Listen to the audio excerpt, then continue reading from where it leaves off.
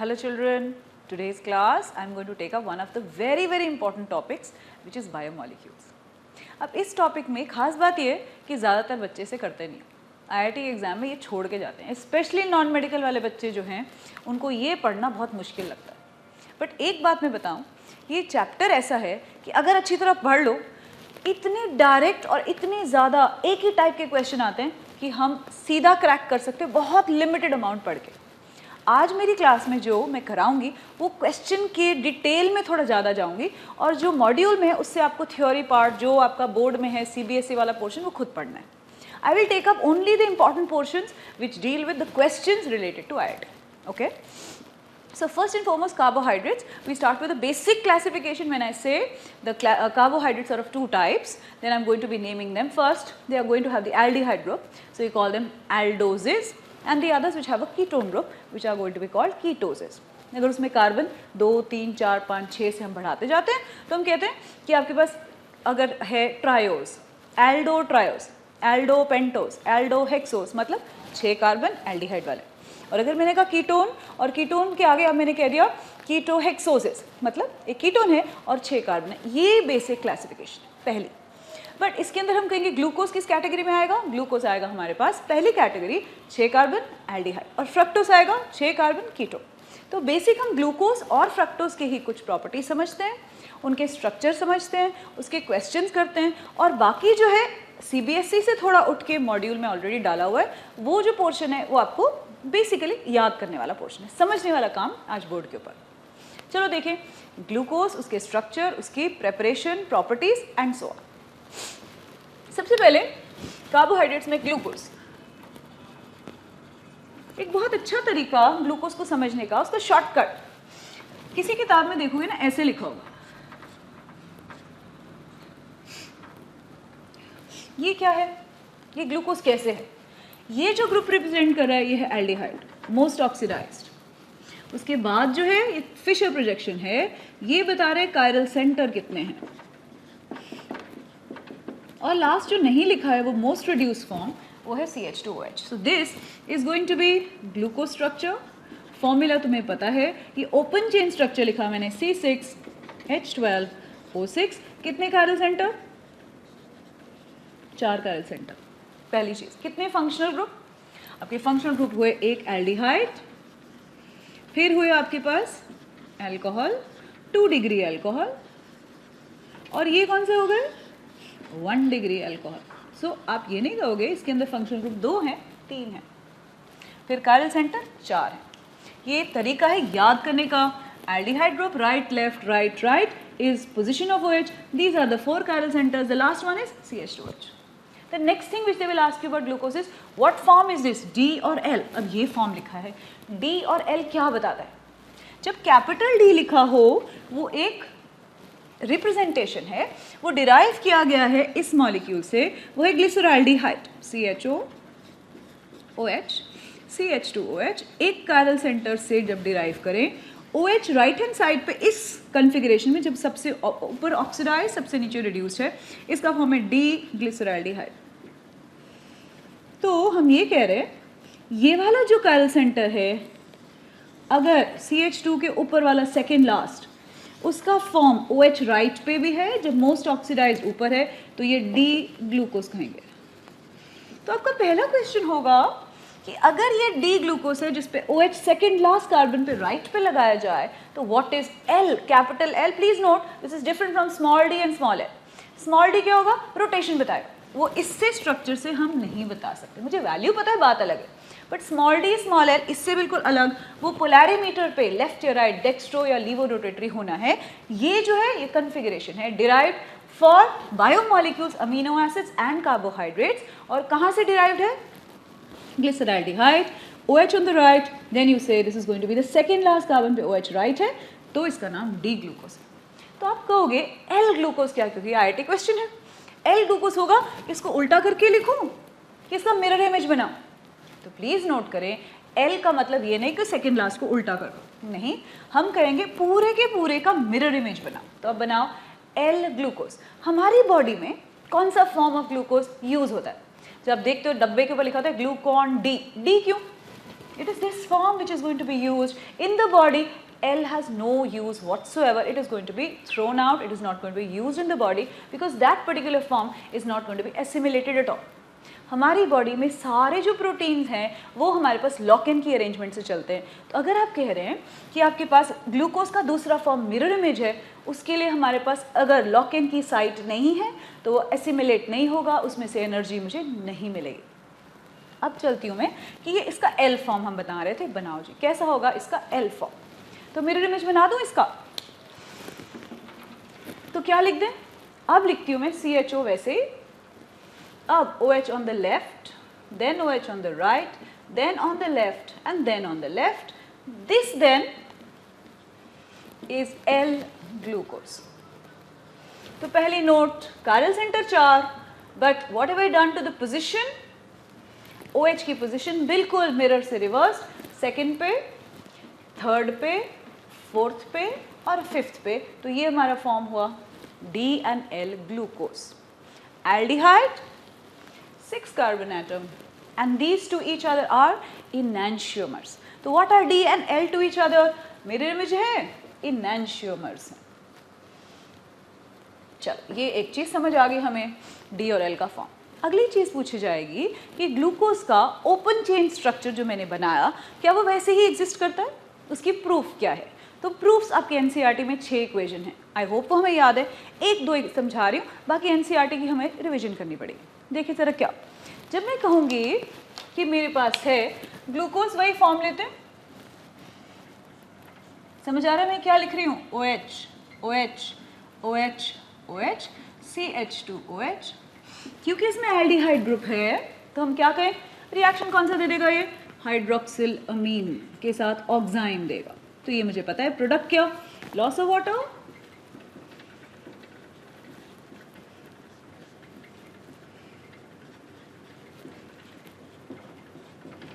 इससे क्या पता चला? There was an aldehyde. Open chain structure में एल्डिहाइड की प्रेजेंस मुझे इस रिएक्शन से पता चली. अगला मैंने कहा कि अगली चीज़ मुझे इससे क्या ढूंढनी है कि स्ट्रेट चेन में 6 कार्बन है. Red phosphorus HI reducing agent है. सारे फंक्शनल ग्रुप को रिड्यूस करके एल्केन में जाएगा. तो मुझे क्या मिलने वाला है? CH3 CH2 CH2 CH2. ये क्या है? 1 2 3 4 5 6 नॉर्मल हेक्सेन. मतलब 6 के 6 कार्बन एक लाइन में. दूसरा प्रूफ. तीसरा, अगर मैं इसमें CH3CO होल ट्वाइस O डाल रही हूँ in the presence of pyridine, तो ये क्या हो रहा है? एसिटाइलेशन. कितने OH ग्रुप है मुझे पता है. मॉलिक्यूलर फॉर्मूला में CH2OH डालने से यहाँ पे आपके पास जितने आपके पास अल्कोहल ग्रुप है वो एसिटेट बनने वाले. तो मेरे पास पेंटा एसिटेट में इमेजिन कर रही हूँ अगर ये स्ट्रक्चर है तो 5 मेरे पास एसिटेट ग्रुप्स लगने वाले हैं, जिसको मैं OAC लिख रही हूँ. आई hope you understand. AC stands for CH3COO. And another one. ठीक है, एक रिएक्शन क्या बता रहा है कि मेरे पास 5 OH ग्रुप्स होंगे तभी तो पेंटा एसिटेट. एक और, अगर मैं इसमें डाल रही हूँ HNO3. HNO3 एक ऑक्सीडाइजिंग एजेंट है, तो वो एल्डिहाइड और 1 डिग्री अल्कोहल दोनों को ऑक्सीडाइज कर रहा है, जिससे मेरा प्रोडक्ट बन रहा है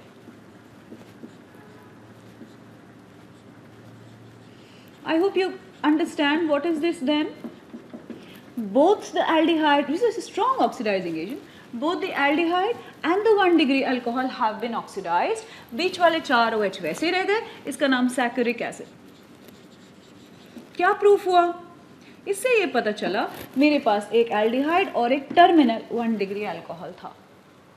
अगर मैंने इसमें डाल दिया है bromine water, milder oxidising agent, सिर्फ एल्डिहाइड को इफेक्ट करेगा, तो COO माइनस या COOH. I have bromine water. Then आगे क्या? Right left right right. CH2OH को कुछ नहीं हुआ. इसका नाम ग्लूकोनिक एसिड. आई होप ये समझ आ रहे हैं हमें रिएक्शंस. क्या प्रूफ? इससे बहुत सारी चीज़ें पता चली. स्ट्रेट चेन समझ आ गया, फंक्शनल ग्रुप हमें समझ आ गए कि इसमें एल्डिहाइड है. दूसरा हमें पता चला रेड फॉस्फोरस से अगर 6 की कार्बन टीम बनती है, तो ये 6 का मतलब क्या है, स्ट्रेट चेन होगा। पेंटा एसीटेट 5 OH होंगे। फिर अगर एल्डिहाइड सिर्फ ऑक्सीडाइज हो और अगर फर्स्ट एंड लास्ट एल्डिहाइड और अल्कोहल 1 डिग्री ऑक्सीडाइज हो, तो ये आपको प्रूफ मिलता है कि वो स्ट्रेट चेन हो सकता है। बट अब कुछ चीज़ें हैं जो नहीं दिखाता। देखिए ज़रा क्या प्रूफ है कि ग्लूकोज का स्ट्रक्चर स्ट्रेट चेन हो सकता है, बट कुछ और भी प्रॉब्लम्स हैं। प्रॉब्लम्स एनसीईआरटी में समझाई गई है कि अगर ग्लूकोज देखें वो एल्डिहाइड है तो उसे डीएनपी टेस्ट देना चाहिए, सारे एल्डिहाइड देते हैं, बट ये डीएनपी टेस्ट नहीं दे रहा।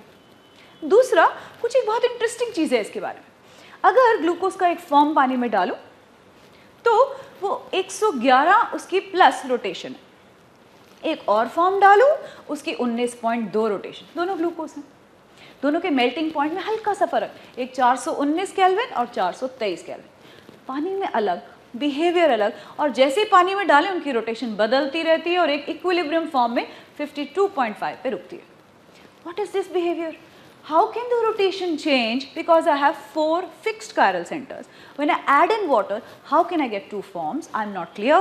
Second, why should they keep rotating and finally get an average value of 52.5 in both cases?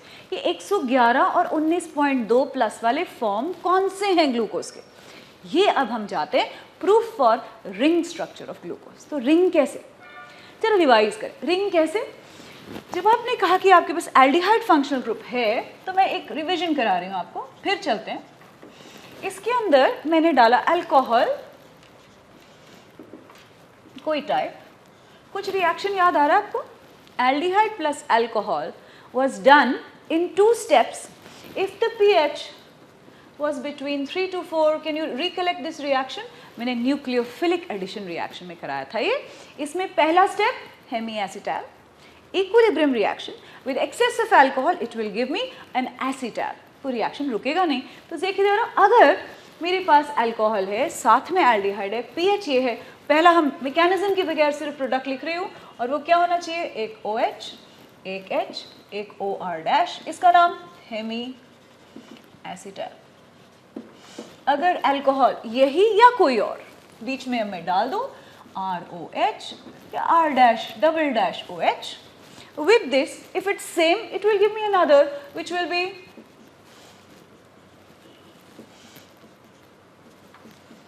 इसका नाम अब second approach of alcohol, same or different, will now give me acetal। ये जो reaction था pH dependent reaction, aldehyde और alcohol का reaction, जब हमें याद हो, अब देखते हैं ये सेम चीज़ ग्लूकोज में भी अप्लाई कैसे की जा सकती है, क्योंकि उसमें भी सेम ग्रुप है, ऊपर एल्डिहाइड, बीच में आपके पास अल्कोहल, और all of these if they can form a hemiacetal and later if more can combine to form an acetal, what are we talking about? Example देखते हैं। मैं लिख रही हूँ ग्लूकोज फिर से,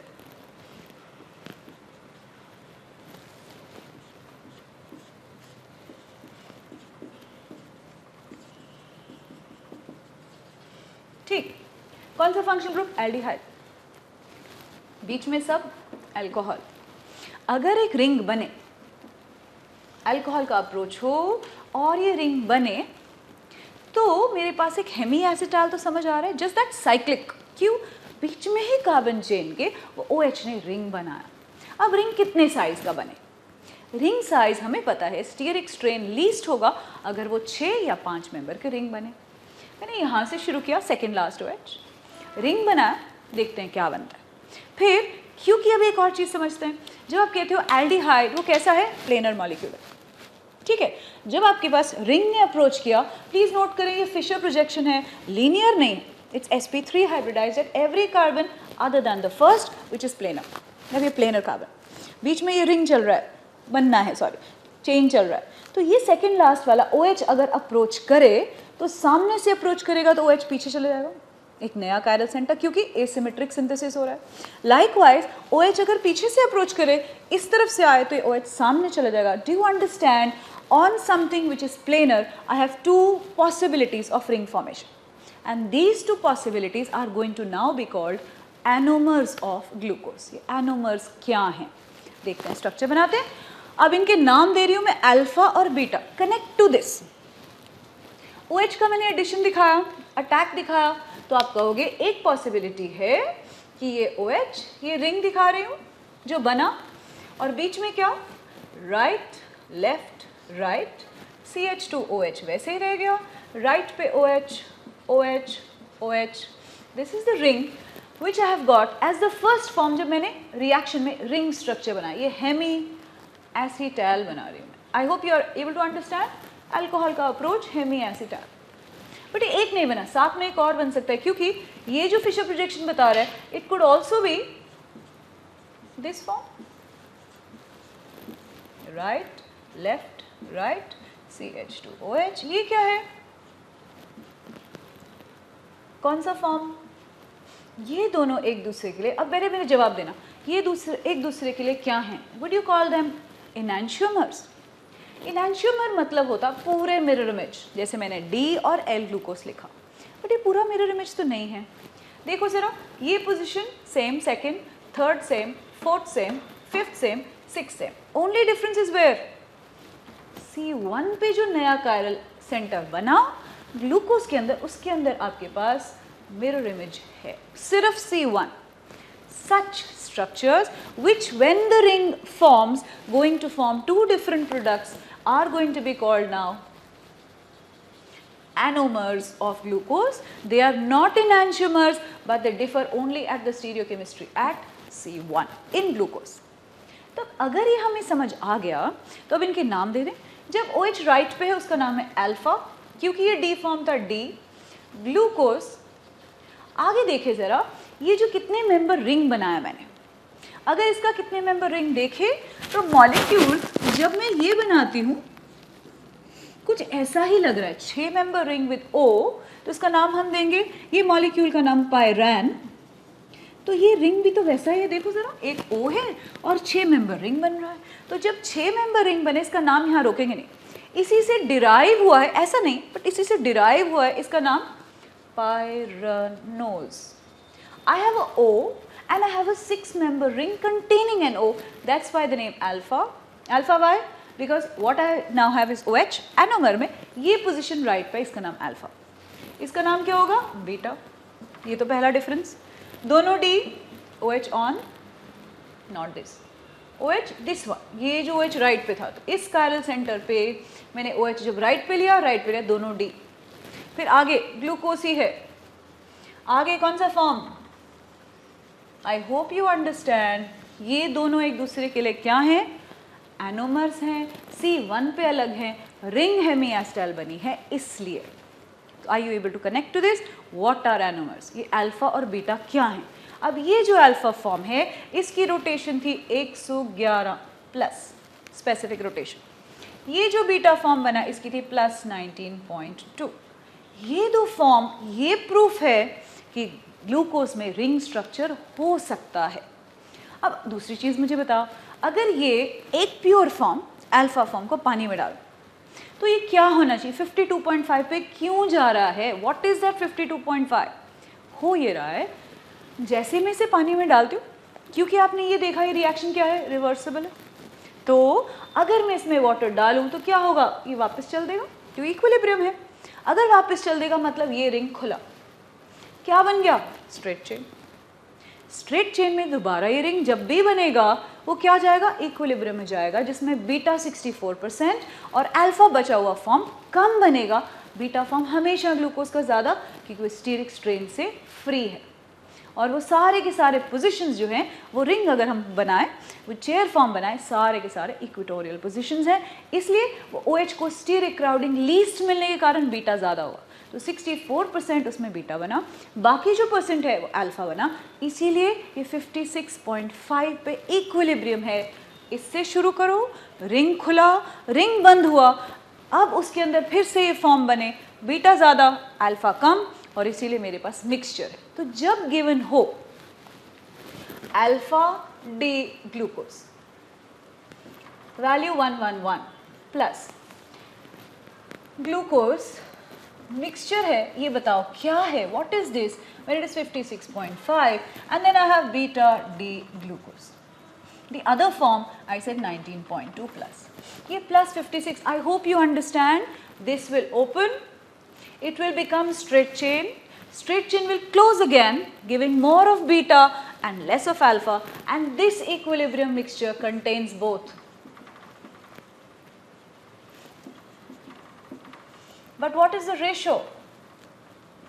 एक क्वेश्चन दिया जा रहा है 56.5 एवरेज वैल्यू है प्लस.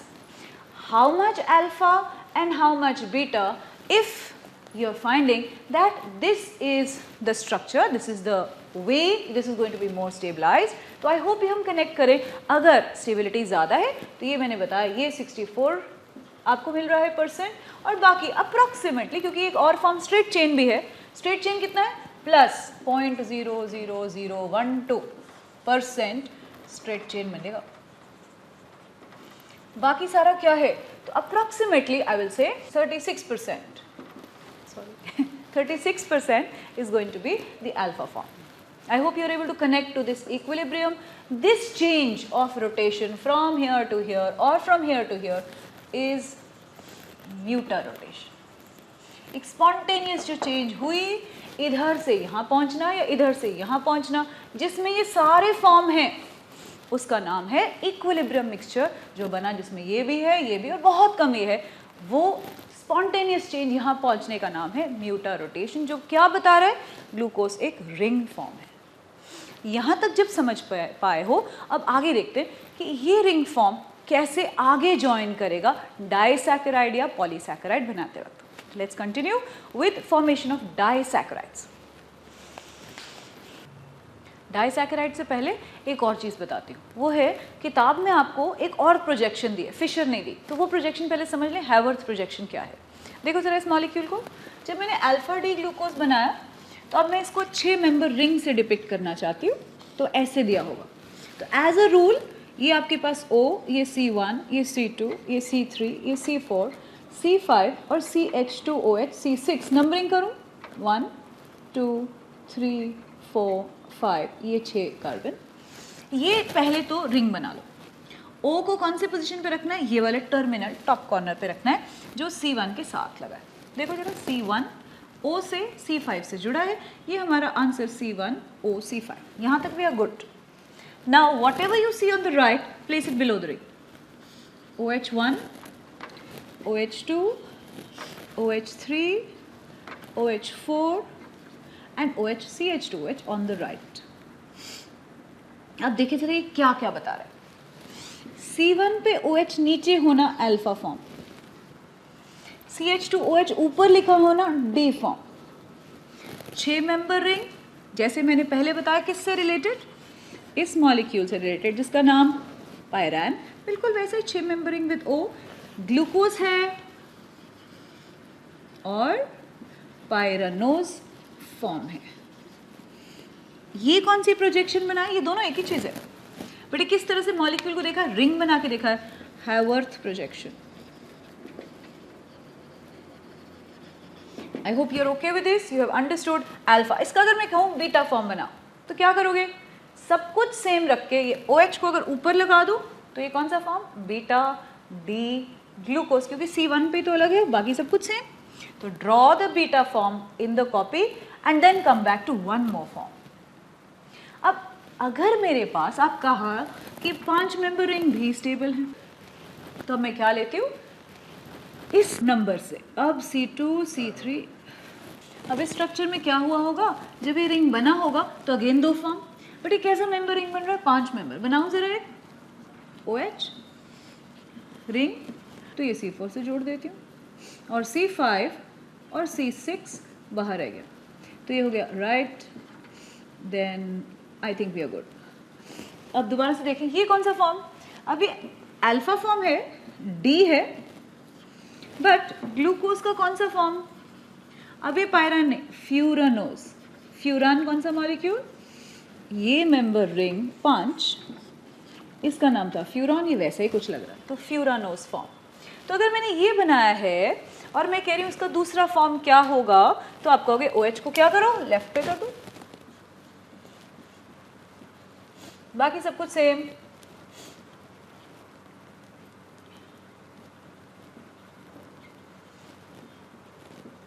ठीक है.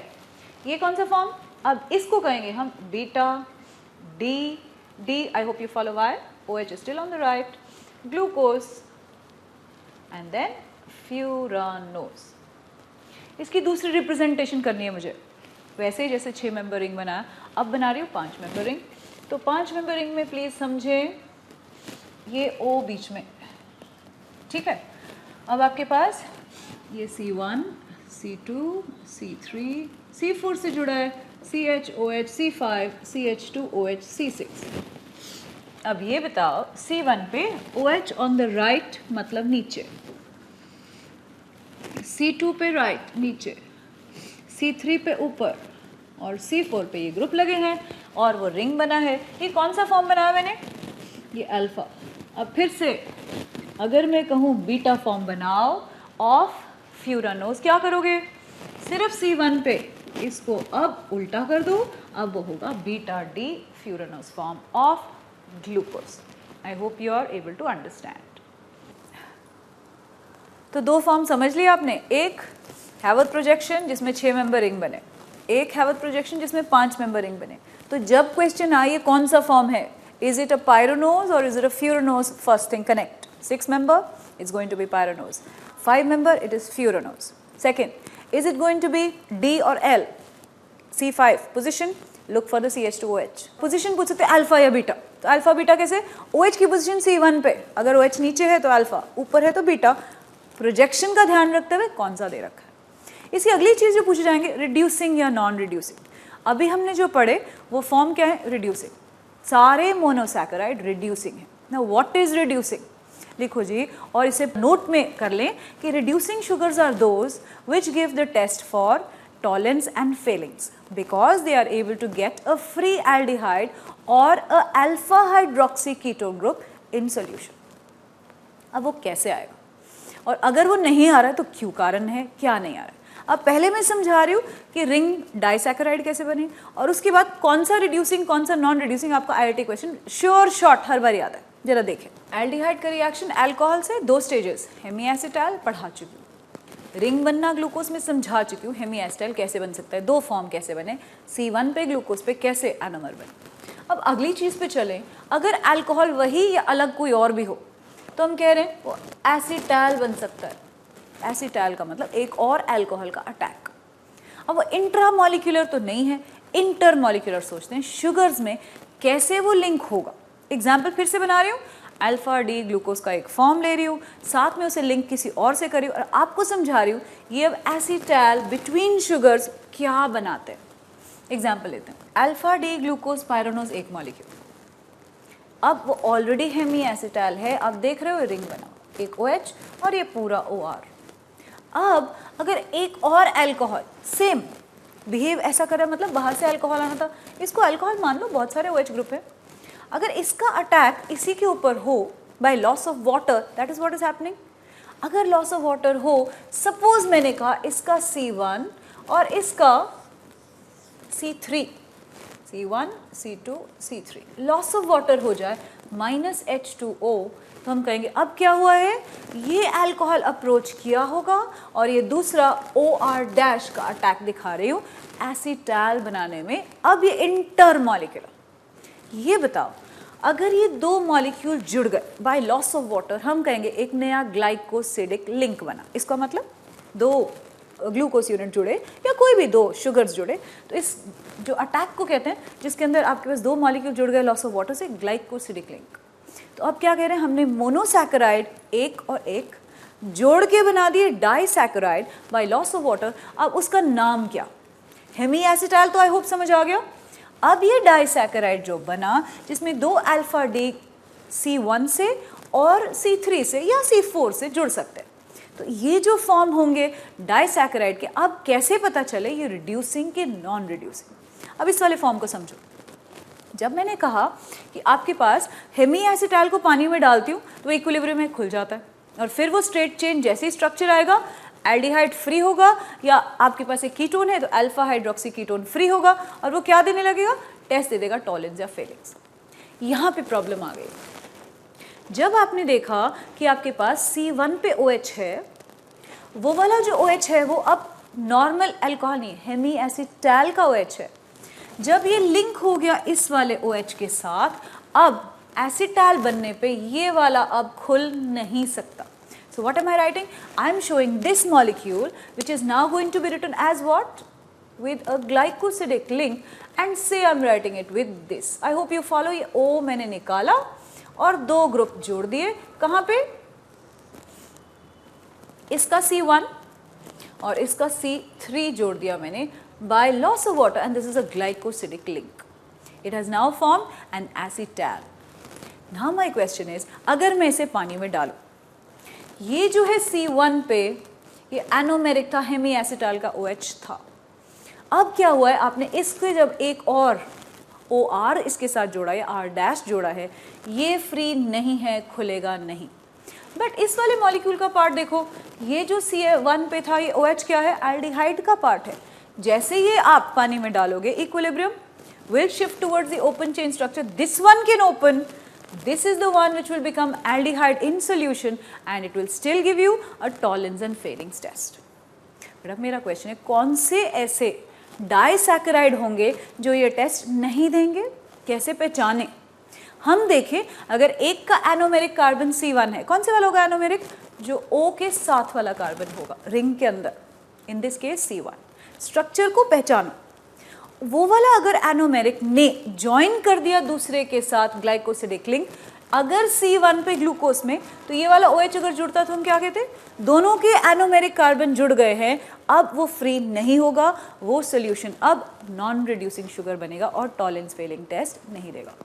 बट द मोमेंट मैंने कहा एक का C1 दूसरे का C2, C3, C4 कुछ भी जुड़े, तो क्या होगा लिंक? अब ग्लाइकोसिडिक में C1 यूज हुआ है जो एनोमेरिक है, बट C4 या C3 नहीं है अगर एनोमेरिक, तो वो C1 वाला खुलेगा, एल्डिहाइड बनेगा, वो शुगर रिड्यूसिंग हो जाएगा. जब क्वेश्चन IIT का करोगे तो पहचानना है वो कौन सा कार्बन है. एक क्वेश्चन करा रही हूँ, IIT का समझना क्या था? रिड्यूसिंग कौन सा? जो खुल के सोल्यूशन में वापस एल्डिहाइड बन जाए और वो एनोमेरिक कार्बन नहीं होना चाहिए. चलो क्वेश्चन करते हैं. 2005 का एक क्वेश्चन है, which of these two is going to give Tollens test. पूछने का मतलब which of the two is a reducing sugar. Structures को देखो, मैंने क्या कहा था? रिड्यूसिंग शुगर वो जिसमें एल्डिहाइड या कीटोन फ्री होके निकला है और वो एनोमेरिक नहीं होना चाहिए, तब वो हो जाएगा. अब आपके पास स्ट्रक्चर है, ये O है, इसका मतलब एनोमेरिक कार्बन ये है, इसको मैं C1 पोजीशन दे रही हूँ. अगर हम देखें तो ये आपके पास जो स्ट्रक्चर है, इसमें आपके पास एक अल्फा ग्लाइकोसिडिक लिंक है. पहली चीज़, ये एक डी फॉर्म है, आई होप पहचान गए हो. अब ये जो एनोमेरिक C1 है वो फ्री नहीं है क्योंकि अब वो एसिटाइल बन गया है. ये हेमी एसिटाइल रिंग में, एसिटाइल ग्लाइकोसिडिक लिंक में. वो जुड़ा किससे है? ये C1, ये C2, C3, C4 से जुड़ा है. अब C1 को दोबारा देखो, ये C1 में कौन सा फॉर्म? पहली चीज़ बीटा फॉर्म, बट C1 अब फ्री है, मतलब अगर ये रिंग खुलेगा तो वो वाला एल्डिहाइड बन सकता है, ये वाला एल्डिहाइड नहीं बन सकता है. तो क्या कहेंगे? A is going to answer Tollens test because in this portion of the molecule C1 is free, though this C1 is held in an acetal link. acetal नहीं खुलता, हेमी एसिटाइल खुल जाता है. तो ये Tollens test देगा. इस बार इधर देखो इस मॉलिक्यूल को, ये है आपके पास फिर से C1, ये आपके पास अल्फा फॉर्म OH नीचे.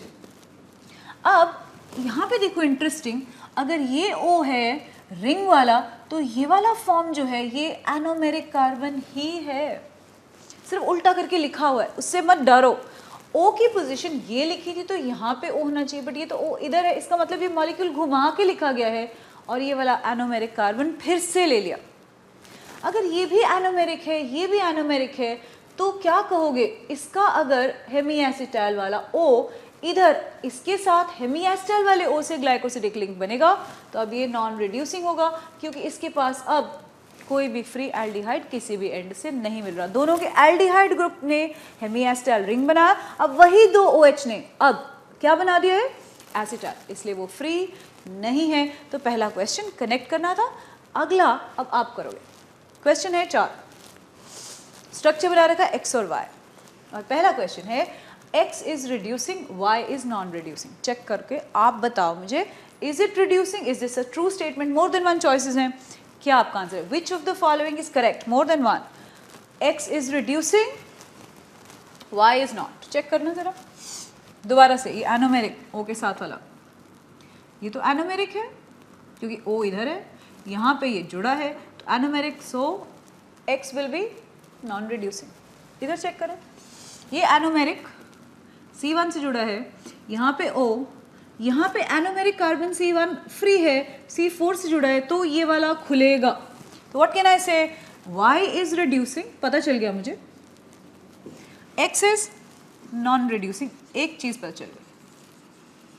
चलो this part I have understood, so X is non reducing, Y is reducing, मेरे कौन से समझ आ गया। एक और चॉइस ढूंढना है, the glycosidic link in X is beta, नीचे है हमारे पास अल्फा, नहीं। दूसरा देखें, the glycosidic link in X is alpha, सही है, and in Y it is beta, क्योंकि आपने बस अब ये स्ट्रक्चर घुमा के लिखा है, लगे नीचे रैबिट घुमा हुआ है, तो in this case your answer is the glycosidic link in X is alpha, नीचे जा रहा है, और Y is beta is also correct. I hope you are able to understand the two questions. This is how they are going to be framed. So do this portion very well. अब इसका जो second part of the chapter है वो है अब amino acids. Amino acids में एक ही चीज़ बार बार पूछी जाती है, वो है कि उसका pH dependence on amino acid.